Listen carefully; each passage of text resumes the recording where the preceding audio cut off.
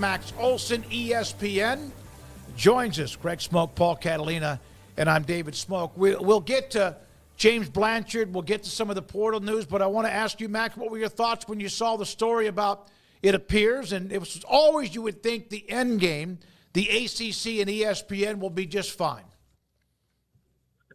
I think certainly it's a big news. It's a big step in terms of, I suppose, kind of stabilizing the situation there. It does seem like, just kind of based on the details that I know David Hale and Andrea Olson had a report this morning about kind of some of the details of this. It does seem like the warring parties being the ACC and then obviously Florida State and Clemson.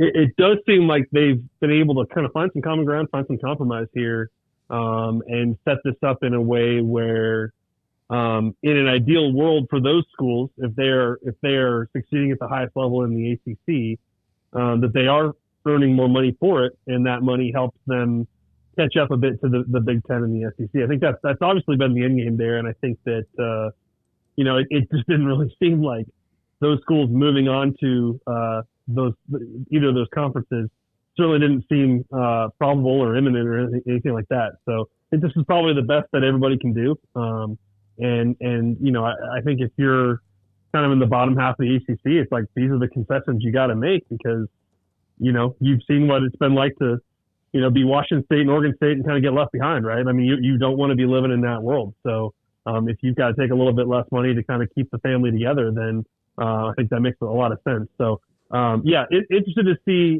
will there be an element of this where there is a reduced buyout in 31 when all these other deals are up? We'll see if that's a door that those schools kind of leave cracked open. But, hopefully this means we're not talking about conference realignment for a little while.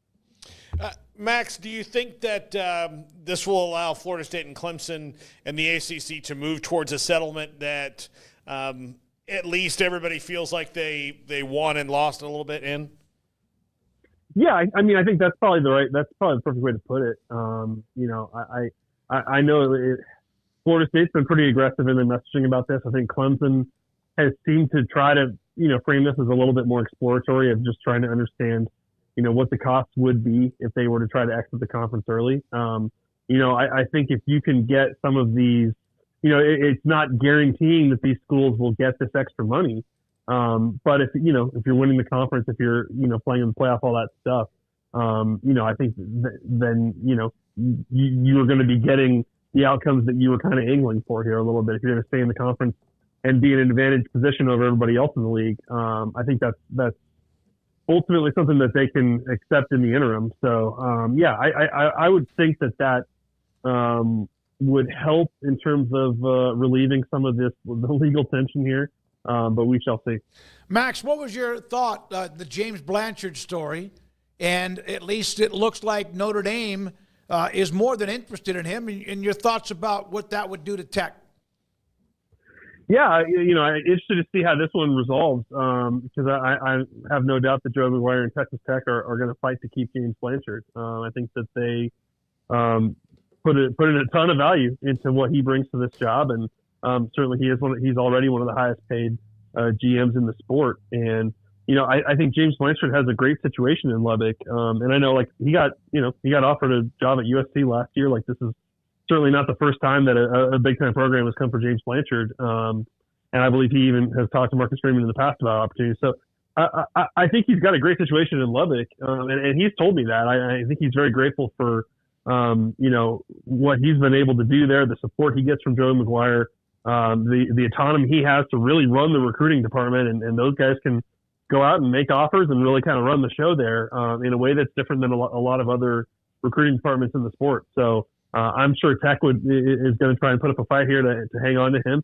I think James Blanchard has certainly established himself, in making the move from Baylor to Texas Tech and what he's done in Lubbock as one of kind of the top names in that field. And so, it's not surprising that a guy like Marcus Freeman, when you have an opening, you're going to give him a call. Yeah, and it all started as a message board poster, Max, which is as improbable a story as you can imagine. How much I remember the A&M and Baylor message boards. Yep. Him posting with his strong takes on prospects, and it's been awesome. It's a hell of a story. It's been awesome to see his rise through this business for sure. Max, what do you think? With Jim Knowles getting $3 million, with those coaches' salaries going up, what does that mean for general manager salaries as that job has changed just in the 4 or 5 years that it's been a job at college football? Yeah, it's a little disappointing that the media salaries haven't tripled and quadrupled in this time too. That's a bummer. I think that the way that the GM job works now, and I understand there's probably to just the average fan, it's like GM isn't that just a fancy term for recruiting coordinator or player personnel or whatever. But I think this role has become a lot more complex in the past year, and a big piece of that is just that these guys have to deal with all the agents now too. That's just an extra layer to in addition to recruiting players and recruiting their families and the high school coaches and all that kind of stuff. You really have to be, now that we're kind of transitioning from the collective spearheading the financial conversation to really the GM and the school taking that on. I think that puts a lot into the lap of the GM to have the to be able to do financial negotiations with agents, with players, and then in addition to that, being able to handle a cap here going forward, and how you pay for a team, and how do you budget out acquiring talent and retaining talent and all that. So I think it's one of those. The pay has exploded, and I think that's good for everybody in that business. And it makes sense. And ultimately, the value they bring to your football building, how coaches used to always kind of say our strength coach is our other head coach. It's he's a real number 2 head coach here. I think these guys have risen to that level where they are one of the 3 or 4 most important people in the building. And so for them to be continued to get paid like their tight ends coaches doesn't make a lot of sense. So when these jobs open up, then a lot of guys get raises, and right now I think it's pretty deserved in terms of what they're having to do in these roles 24/7. You mentioned his name a couple moments ago, Max, but what did you think about Jim Knowles' move from Ohio State to Penn State?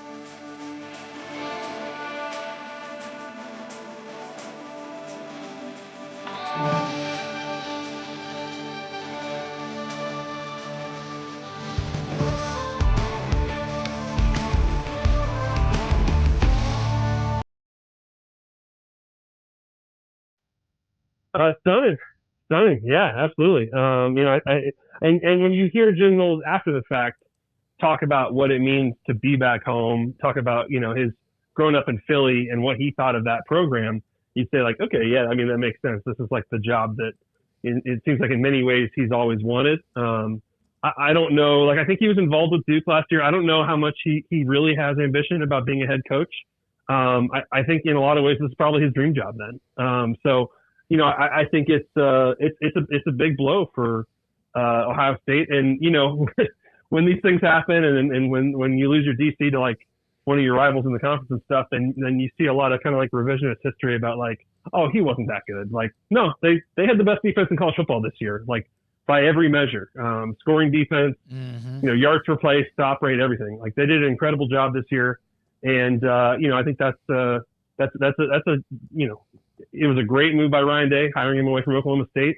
And I thought he did an excellent job over his 3 years there. And it certainly just adds to the momentum and the perception that, we should be talking about Penn State as a team that is a national championship contender in 25. Yeah, this was a gangster move in a way, Ohio State will find who they need and do what they need to do and take care of themselves. But I thought, that's maybe as good as they've been. This is not something that they would go take that next step, which is good for them that they did. All right. Remember, guys, this time last year, they hired Bill O'Brien to be the OC, and then he moves on, and you go get Chip Kelly. Wow, what a great replacement. I don't think there's necessarily an equivalent to Jim Knowles. He could just go easily scoop up, but they're the national champs, so we shall see. So tell us a little bit. He hadn't played a lot, a little bit. Hero Canoe, the Ohio State transfer to UT, another one of those, like he almost like, I'm not saying cookie cutter, but Alfred Collins and Tavondre Sweat and Byron Murphy. I'm not comparing him to those talent, but that body that they seem to have inside. Yeah, I think one thing that Texas really nailed a year ago, because defensive tackle was a pretty clear need for them. Going into the offseason, really into the spring. You had Alfred Collins and Vernon Broughton coming back. But, I think you saw what Bill Norton brought to that defensive front as a run stuffer was so impressive. And Tia Savea as well. So I think that, part of it is just you got to replace those bodies. And it's just great to have veterans at defensive tackle who can get the job done. And you're losing some seniors there. So I think that's Texas is a team that's going to have a lot of new faces next year. And I think they, on the D line, extremely talented and probably rotating a lot of bodies. And I think Hero Canoe adds to that. But that's going to be a defense that, they get Anthony Hill back, and I think he's a legit All-American. But, and Colin Simmons has obviously got a chance to be one of the best players in the country. But it'll be interesting to see kind of how can they, have guys step up and rise up here after just how elite, Janae Barron and a bunch of their seniors were this year. Max Olson with his ESPN. What do you think about Chris Ash at Notre Dame? Yeah, a little bit surprising. I think Chris Ash is a name that I think hasn't really maybe come up in quite a while, really going back to, he had the 1 year as Tom Herman's DC at Texas and in the, I believe, the final year of the Herman era. And then I believe he went off to the NFL after that, right? Mm-hmm. Yeah. Yeah. So, again, like it's interesting to see, to have this many programs kind of competing for elite guys at that position and trying to find that next great one. I think Al Golden, obviously did an incredible job with Notre Dame's defense, and especially the way that they were able to, they lost guys throughout the season to injury and still played at an extremely high level. I just think it's going to be hard to find someone who gets them playing that exact same level, even with what they've got coming back. So, I don't think Chris Ash is a risky hire, but I think he's someone that's going to come in with high expectations and a lot to prove. I don't know, Max, if the last time we had you on, if the Paul Gonzalez hire had yet been official. It's been a couple of weeks, 13 years at TCU, incredibly well respected, and that Dave Aranda adds him to his staff. Yeah. I think Paul Gonzalez has got a terrific track record when you think of all the DBs that have come through a TCU, especially in the Patterson era, and how many guys that, they took that were, 2 stars and 3 stars and athletes and guys that played other positions that developed into playing at an elite level at corner and a DB for TCU. So, really like that get for Baylor. And, I'm curious what you guys think when you look at the way the Big 12 is setting up here. Because I had this conversation, I'm working on a piece on Texas Tech and their portal class, and I had this conversation with Joey McGuire. They certainly feel like they have a chance to be one of the most talented teams in the Big 12 next year. But he mentioned BYU, Baylor, Arizona State. I think all teams that are bringing a lot back. I feel like it feels like it is still going to be a pretty wide open race this year. I can't agree more. I just want to know who we're going to pick last. Who will end up finishing first? That we essentially, christen as the new leader of the Big 12. If I were coaches right now, I would just call up people like us that have votes and say, hey, you know what? Go to hell. And then make me mad enough to say, all right, that's it. Arizona, you're last. And see what happens. Who would it be? Would it be, for guessing today, would it be well, the funniest answer is UCF's got a new coach. I mean, Houston had a tough year. Oklahoma State, you're not really going to put them last, are you? No, probably not. But the funniest answer is Utah because of just all of the talk leading in and then the finish last year. They didn't quite finish last, though. But, yeah, I mean, that's a good question. Utah is capable of going worst to first if we put them last. That is possible. Yeah. Certainly. And I mean, I think maybe Arizona's got to be down there till proven otherwise. I mean, even though Fafita's coming back, but I just don't know what you're really – Cincinnati – another team that I don't think there's really a lot of excitement around, so they'd be another candidate, I think, as well. But, yeah, I mean – It might be Arizona. Yeah, you're right. I hadn't thought about that. That could be the case. I don't think it obviously Colorado lost a ton, but I don't think anybody is going to drop them that far. No, I don't think so. Yeah, I think they've got at least a good. They got some good mojo right now. So I think, it'll be a drop off certainly, but I don't think it'll be to the bottom of the conference. No. So I would say like just Arizona based on the uncertainty, and then probably a Cincinnati, something like that. But I'm with you at the top, and I think you could even say like TCU could be really good for all we know with Hoover, and I mean who the heck knows? That's what makes the conference fun. It also makes it really hard for us media guys that don't know how to predict it because it's so dadgum. I know. And Iowa State loses the receivers, but they don't really lose a ton else. Yeah, I think they'll be okay next year. But no, all these teams we mentioned that we think will suck, they're definitely going to be tied for first place in the standings. So that's how this goes. It's the Big 12 way. I'm going to tell you right now. You said you're not going to pick Oklahoma State last. I don't really like what they've done in the portal so much, Max. I don't know if anything is inspiring my confidence there for a team that was bad and then lost a lot of their experience. I don't know what that means, but I might pick them last. Especially given the tension. This is the thing that's like kind of flown under the national radar a little bit. I don't know if people have noticed this. Like Mike Gundy is legitimately working with 10 new assistant coaches this year. It's just a situation you never really see other than after a head coaching change, right? So that piece they probably, and then you add Hosseini at quarterback too. Like they're probably just a huge wild card in this thing. Max, if you don't mind me asking, are a lot of the figures that we actually see or Twitter, and again, from people who are, reliable, and then some that are just throwing stuff against the wall, are some of the numbers and the figures in the portal to get a player legit? Are most of them legit in your opinion, or are they a little bit exaggerated? Man, it's a great question. It's a conversation that's come up a lot on my end here in the last few weeks. Even with other media members, as we're trying to figure out how to cover this stuff. I think it's from a reporter standpoint, it's honestly very hard to pin down. And I think if you ask, and I've had this experience, like if you ask a player and his agent and the school they signed with how much money they got, you can get 3 different answers. And it's just hard to really know, like, okay, which one is the closest to being true? I mean, that's, I think there is a little bit more transparency now when you have these conversations with people about, we gave him $1 million or we gave him 500 or 400 or whatever. But it's hard to know how much you can really trust that stuff. Now, the more like speculative stuff, like Quinn Ewers got offered this or Jeremiah Smith got offered this. Mm-hmm.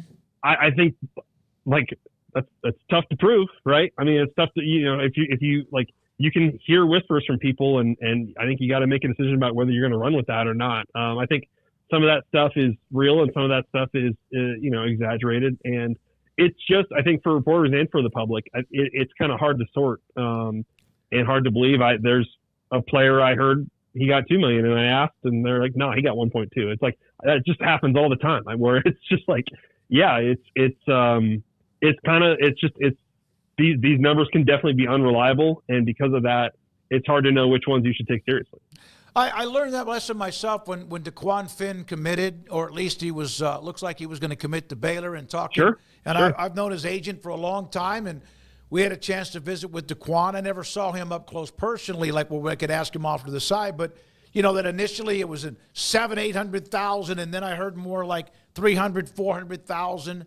And I just was curious about that. That it's a lot of money, no doubt about it. But a lot of times, right? That's a perfect example where like the school he doesn't go to is like, well, he asked for 750. It's like, okay, well, that doesn't mean he got that at Baylor. Exactly. You know what I mean? Like that's the kind of, but that's what we're kind of dealing in. We're kind of dealing in rumors and speculation and single source stuff here sometimes, and it's probably. Usually it's probably inflated.